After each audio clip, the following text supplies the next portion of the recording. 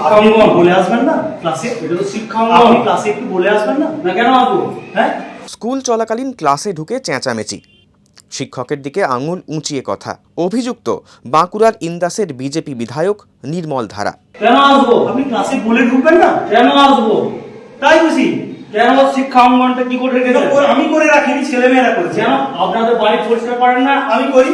তাহলে কেন আমার ডিউটি নয়? আপনারা ক্লাসে ঢুকবেন? ইন্দাসের কুশমুড়ি হাই স্কুলের ঘটনা।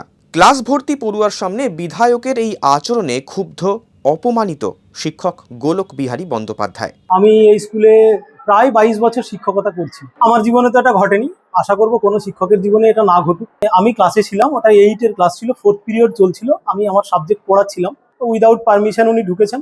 আমি ওনাকে তখন জিজ্ঞাসা করলাম, আপনি আমার পারমিশন ছাড়া আমার ক্লাসে এলেন, এটা বলে আসতে হতো না?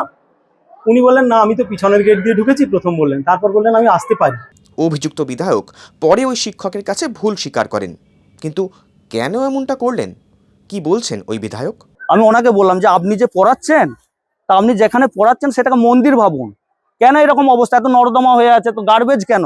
আপনি বলবেন না? আপনি স্টুডেন্টদেরকে বলবেন না যে এই অবস্থা কেন? আপনার কথা শুনবে না? আপনি একজন টিচার আছেন। আমি ওনার সামনে দিয়ে, আমি বাইরে দিয়ে ঢুকেছি, বাইরে দিয়ে পুরো হল ঘরের পেছনে ঢুকেছি। ফলো করুন আনন্দবাজার.com।